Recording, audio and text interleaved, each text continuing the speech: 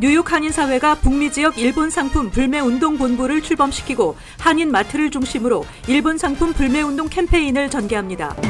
뉴저지 한인회가 다음 달 추석맞이 대잔치를 개최합니다. 연방이민당국이 현장 취업 실습 OPT 프로그램에 대한 현장 실사에 착수하면서 관련 업체들의 비상이 걸렸습니다. 뉴저지주 시카커스 펜스테이션 정거장에서 열차 직원의 실수로 출입문이 열려 승객 1명이 부상을 당하는 사건이 발생했습니다. 뉴욕시 의회가 뉴욕시경이 교통 위반 적발 시 인종을 표시해 공개하도록 하는 조례안을 추진합니다. 이상은 이 시각 주요 뉴스입니다. 시청자 여러분 안녕하십니까? KBN 뉴스입니다. 뉴욕 한인사회가 일본 상품 불매 운동을 전개합니다. 북미 지역 일본 상품 불매 운동 본부를 출범시키고 SNS를 통해 일본의 부당함을 알리며 한인 마트를 중심으로 불매 운동 캠페인도 시작합니다. 보도에 임동규 기자입니다. 나아가자 미래를 향하여. 나아가자 미래를 향하여. 더 힘차게. 더 힘차게. 뉴욕에서 일본 제품 불매 운동을 위한 조직인 북미 지역 일본 상품 불매 운동 본부가 어제 저녁 플러싱에서 출범식을 개최했습니다. 한국에 대한 일본 정부의 경제 보복 조치에 맞서 한국 내 불매 운동이 확산되고 있는 가운데 뉴욕과 뉴저지에서도 일본 제품 불매 운동이 전개될 예정입니다. 한인 동포 30여 명이 참여한 출범식에서 북미 지역 일본 상품 불매 운동 본부는 일본 정부의 경제 보복 조치는 경제 전쟁을 의미한다며 해외 동포들도 함께 힘을 합쳐야 일본의 도발에 승리할 수 있다고 말하며 많은 동포들의 참여를 당부했습니다. 아베 정권이 보복을 처리하고 꼬리를 내릴 때까지, 그리고 또 만일 한국 정부가 아베 정권하고 협상을 할 때도 협상력을 높일 수 있다는 의미에서 우리가 모두 힘을 합쳐서 정치적인 색깔에 관계없이 힘차게 힘을 합쳐서 독립운동하는 기분으로 우리 미주 동포들도 뭉쳐야 한다 생각합니다. 일본 제국주의의 침략을 또다시 받게 되고 우리 대한민국이 위태롭다라고 하는 그러한 생각에서 각자가 최대한으로 일본 상품 불매를 하고 나아가서 일본에 가지 않겠다는 거, 일본과 관련된 모든 비즈니스 트랜잭션도 중단하겠다고 하는 겁니다. 북미 지역 일본 상품 불매 운동 본부는 앞으로 SNS와 대형 한인마트 방문 등을 통해 일본 제품 불매 운동과 일본 관광 자제 등 일본 정부의 경제 보복 조치가 부당함을 알리는 홍보를 진행할 예정입니다. KBN 뉴스 임동규입니다. 뉴저지 한인회가 다음 달 추석맞이 대잔치를 개최합니다. 한인회는 다양한 볼거리와 먹거리를 준비하고 있다며 한인들의 많은 참여를 당부했습니다. 올해는 한국의 한복 명인이 직접 만든 한복 패션쇼와 전통 홀례 등 색다른 이벤트도 열립니다. 임동규 기자가 전해드립니다. 뉴저지 한인사회의 최대 행사로 꼽히는 제18회 추석맞이 대잔치가 오는 9월 21일, 22일 양일간 리치필드 오버팩 공원에서 개최됩니다. 행사를 주관하는 뉴저지 한인회는 오늘 기자회견을 열고 올해 추석맞이 대잔치의 행사 내용을 소개했습니다. 뉴저지 한인회는 올해 추석 대잔치는 다문화 전통 공연 프로그램을 만들어 여러 나라 단체들의 참여와 함께 한국 전통 무용, 닭종이 공예, 연날리기, 강강술래 등 한인 모든 세대가 즐길 수 있는 행사를 개최하겠다고 말했습니다. 특히 1세대, 2세대, 3세대 그리고 다양한 타민족들이 어우러지는 그런 행사가 되도록 굉장히 많이 노력을 하고 있습니다. 그 예로 우리 이번에 시니어 퀸즈 선발대회를 하기로 했습니다. 그래서 모든 시니어들이 당일날 오셔서 옛날에 그 복고풍을 재현을 해주시면 됩니다. 또 한국에서 이준자 한복 명인을 초청해 궁중 한복쇼와 전통 홀례식을 선보이고 직접 한복을 입어보고 사진 촬영까지 하는 행사를 통해 한국의 멋을 체험해 볼 수 있습니다. 전통 홀례식에는 실제 혼인 예정 커플이 참여할 예정입니다. 이 밖에도 태권도 시범 공연, 어린이 미술 대회, 연예인 공연 등이 준비되어 있으며 노래 실력을 뽐낼 수 있는 K-팝 콘테스트, 미시 뷰티 모델 선발대회, 시니어 퀸 선발대회 등 다양한 콘테스트를 통해 많은 경품이 준비되어 있습니다. 참가 문의와 벤더 참여 문의는 뉴저지 한인회로 하면 됩니다. KBN 뉴스 임동규입니다. 연방이민당국이 현장 취업 실습, OPT 프로그램에 대한 현장 실사에 착수하면서 관련 업체들의 비상이 걸렸습니다. OPT 프로그램에 대한 현장 실사는 이번이 처음으로 한인 학생들이 다수 근무 중인 스템 분야 OPT 현장 실사에 집중하고 있는 것으로 알려졌습니다. 경제 전문지 포브스에 따르면 연방이민세관 단속국이 하반기 들어 OPT 프로그램을 제공하고 있는 스폰서 업체들을 방문해 OPT가 규정대로 운영되고 있는지에 대해 꼼꼼히 점검하고 있는 것으로 알려졌습니다. 연방이민당국이 그동안 전문직 취업 비자와 취업 영주권 스폰서 업체에 대해 정기적인 현장 실사는 실시해왔지만 OPT 스폰서 업체에 대한 현장 실사는 이번이 처음입니다. 특히 이민당국은 한인 학생들이 다수 근무 중인 과학, 기술, 공학, 수학 등 이른바 스템 분야 OPT 현장 실사에 집중하고 있다고 이민 전문가들은 전했습니다. IC의 현장 실사는 보통 해당 업체에 48시간 전에 미리 통보한 후 이루어지고 있지만 상황에 따라 불시에 방문하고 있는 것으로 알려졌습니다. 실사 요원들은 해당 회사에서 근무하고 있는 취업 실습생 면담과 OPT 신청 서류 점검 등을 통해 취업 실습생이 해당 업체에 맞는 전공 지식 또는 기술이 있는지의 여부와 제대로 급여를 받고 있는지, 회사가 OPT 규정대로 트레이닝 프로그램을 갖추고 있는지 등을 집중적으로 확인하고 있는 것으로 전해지고 있습니다. IC는 현장 실사 후 해당 업체나 학생들이 OPT 규정을 위반했다는 사실이 드러날 경우 OPT를 취소시키고 있습니다. 이민 변호사들은 지난 2016년 5월 스템 OPT 프로그램이 1년에서 3년으로 늘어난 후 OPT에 대한 현장 실사 권한을 IC에 부여하긴 했지만 실제로 실시되는 것은 이번이 처음이라고 밝혔습니다.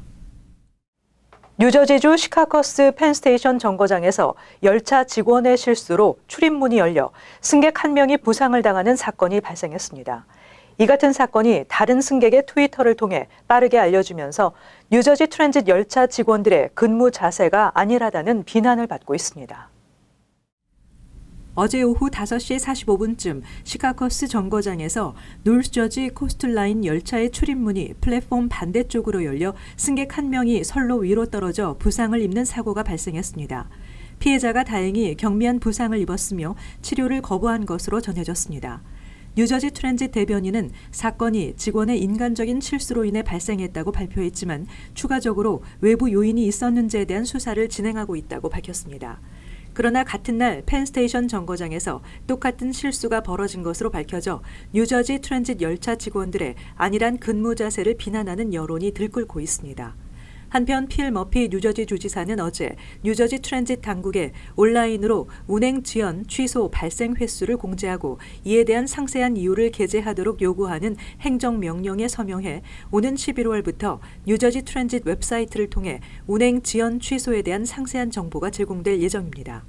머피 주지사는 이번 행정명령을 뉴저지 트랜짓의 열차뿐만 아니라 버스, 경전철, 액세스 링크에도 적용해 승객들이 온라인을 통해 쉽게 운행 정보를 제공받기를 기대하고 있습니다.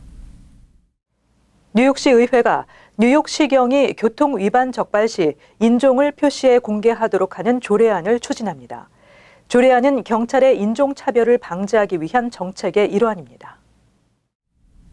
조례안은 최근 도너반 리처드 시의원이 발의한 것으로 뉴욕시경이 속도 위반이나 신호 위반 등 교통법규 위반 차량을 멈춰 세운 뒤 검문할 때 반드시 단속 대상 운전자의 인종을 기록해 경찰이 특정 인종을 타겟으로 삼지 못하도록 하고 있습니다. 리처드 시의원은 자신도 흑인이어서 이 같은 조례안이 필요한 현실을 잘 알고 있다며 시민들은 경찰이 어떤 이유로 차를 멈춰 세우고 신분증을 요구하는지 알 권리가 있다고 밝혔습니다.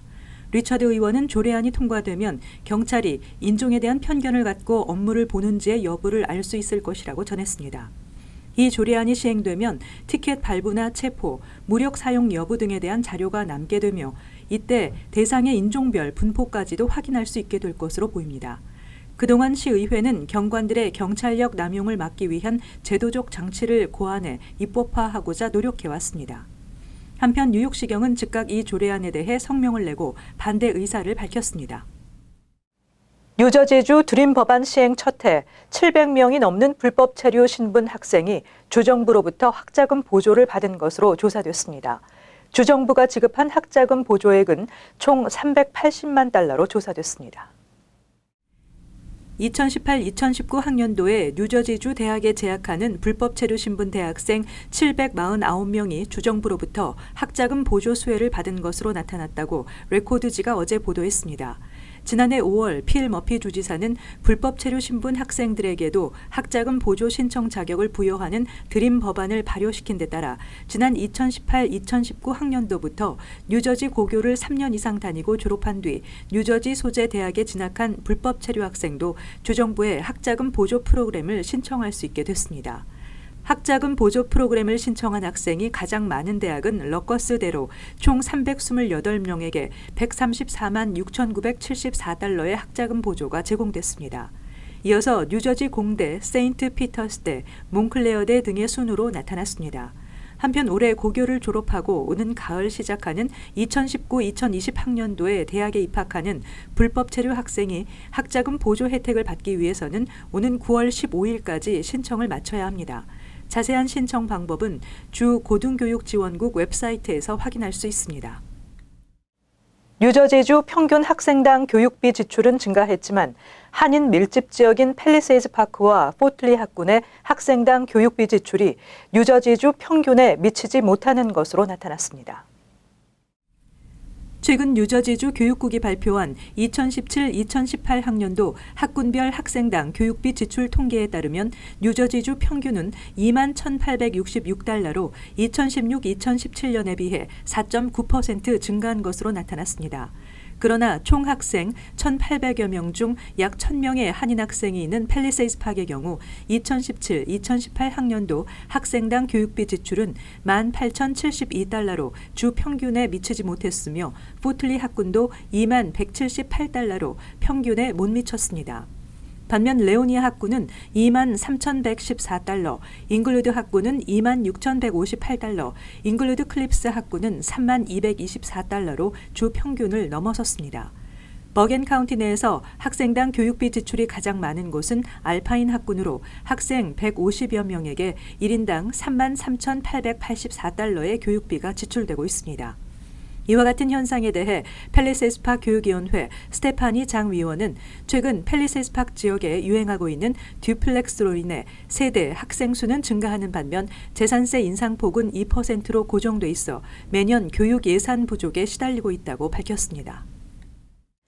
전자담배 흡연으로 인한 호흡기 질환 환자가 늘어나 뉴욕과 뉴저지에 전자담배 주의보가 내려진 가운데 전자담배를 한 번만 사용해도 건강한 사람의 혈관에 영향을 준다는 연구 결과가 나와 주목되고 있습니다. 방사선학 저널에 어제 발표된 펜실베니아 대학의 연구 결과에 따르면 건강한 사람이 전자담배를 한 번 피게 되면 혈관 기능에 일시적인 영향을 주게 된다고 CNN이 보도했습니다. 특히 니코틴이 포함되지 않은 전자담배 액상일 경우에도 이러한 영향을 받는다는 결과여서 관심을 집중시키고 있습니다.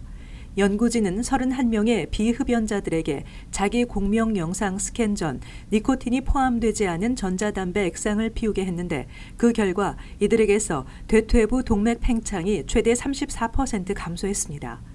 이는 혈관 반응의 일시적 장애와 혈관 내피 기능 이상으로 보인다고 보고서는 설명했습니다. 다만 연구진들은 어떤 물질이 혈관에 영향을 주는지는 밝혀내지 못했습니다.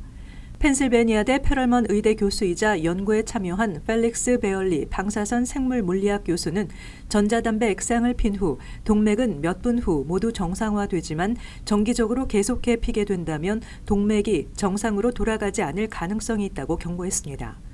이번 연구는 18세부터 35세까지 흡연 경험이 없으며 심혈관 등 병력이 없는 건강한 31명의 남녀를 대상으로 실시됐습니다. 미 전역에서 관광객들에게 가장 불친절한 곳으로 뉴욕주가 꼽혔습니다. 뉴저지도 최하위권을 기록했습니다. 여행 전문 사이트 빅세븐이 어제 공개한 미 전국 50개 주 친절 순위를 조사한 설문조사에서 뉴욕주가 전국에서 가장 불친절한 주에 선정됐으며 뉴저지주도 46위를 기록해 최하위권을 기록했습니다. 빅세븐은 150만여 명의 여행자를 대상으로 여행지에 도착했을 때 공항, 기차역 등에서 느낀 첫인상과 전반적인 주민들의 친절 정도를 물어 분석했습니다. 빅세븐은 뉴욕시는 전 세계 각국의 인종들이 한데 어울려 사는 곳으로 지역에 따라 각 보로별로 다른 느낌을 갖게 되며 가장 불친절하고 뉴저지주에 대해서는 노골적으로 거만함을 느낄 수 있다고 표현했습니다. 가장 불친절한 주는 뉴욕주에 이어 아칸소주, 델라웨어주, 매사추세츠주 등이 뒤를 이었습니다. 동북부 지역에 위치한 주들 가운데 메인주가 친절 순위 31위로 가장 좋은 성적을 보였습니다. 한편 가장 친절한 곳은 미네소타주가 꼽혔으며 테네시주가 그 뒤를 이었습니다. 응답자들은 주민들이 관광객들을 위한 친절을 최대한 베푼다고 설명했습니다. 이외에 친절한 주에는 사우스캐롤라이나주와 텍사스주, 그리고 와이오밍주 등이 선정됐습니다.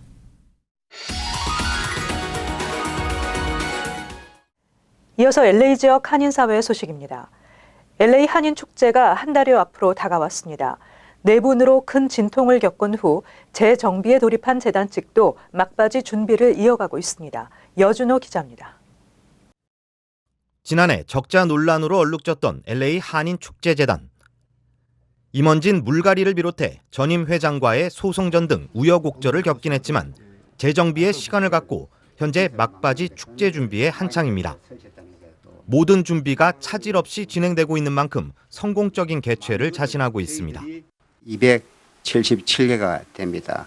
그중에 한국의 농산품은 199개는 완판이 되었습니다. 완전 100% 분량이 되었고 현재 그 외의 부수가 85%가 이제 분량이 완료가 되었습니다. 이웃과 더불어란 주제처럼 이번 축제는 타인종들과의 화합과 교류에 초점을 맞췄습니다. 한인 커뮤니티와 갈등을 겪은 방글라데시 커뮤니티를 비롯해 타 커뮤니티 단체들도 대거 초청됐습니다. 과테말라, 엘살바도르, 오카나, 멕시코 원주민, 오카나 이분들도 부스를 또 마련해서 그분들에게 전통 공연을 선보일 수 있는 그런 기회도 마련을 했습니다. 이 밖에도 윷놀이와 장기 등 한국 전통 문화를 알리는 공간과 다채로운 무대 공연 등 다양한 볼거리도 마련됩니다. 진통을 겪고 1년 만에 돌아온 LA 한인축제. 초심으로 돌아가 아무런 잡음 없이 한인사회를 대표하는 축제로 거듭날 수 있을지 관심이 쏠리고 있습니다. MBC 뉴스 여준호입니다.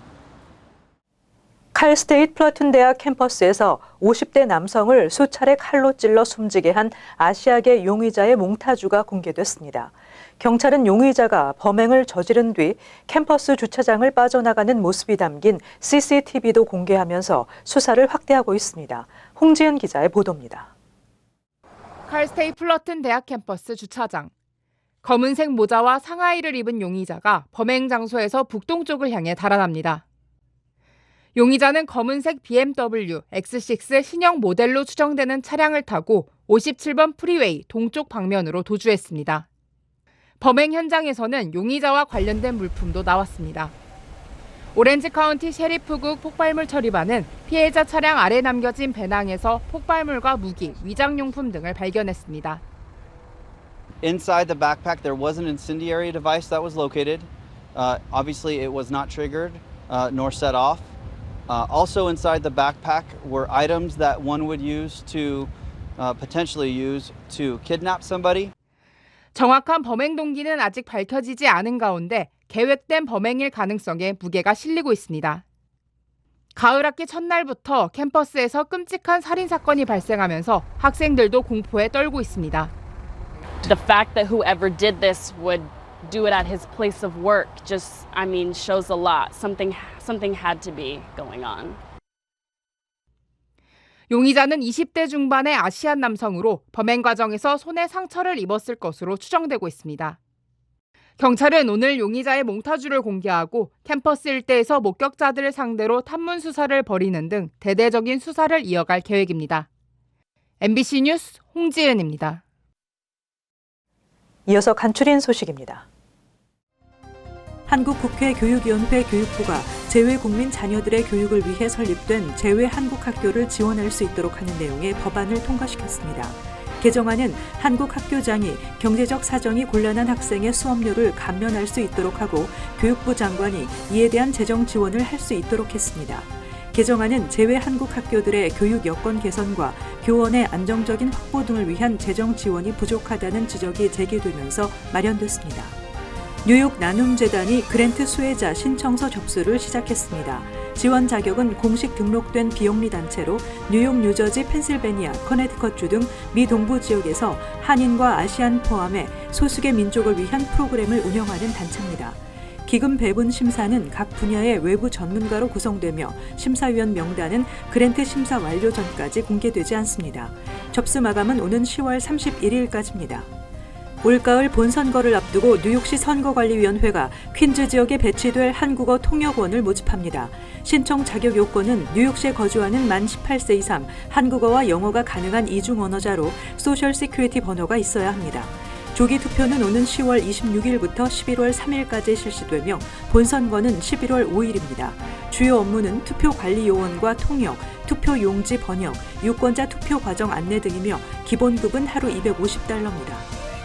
쓰리바이크가 자전거 이용을 장려하기 위해 뉴욕 시형 아파트 거주민들과 푸드 스탬프 수혜자들을 대상으로 퀸즈와 브루클린 소재 55곳의 뉴욕시 공립도서관에서 30일 동안 이용할 수 있는 자전거 무료 이용권을 제공하고 있습니다. 지난해부터 쓰리바이크는 16세 이상의 뉴욕 시형 아파트 거주민들과 푸드 스탬프 수혜자들에게 계약 기간 없이 월 $5의 할인 요금 플랜을 제공하고 있습니다. 계속해서 환율과 증권 소식입니다.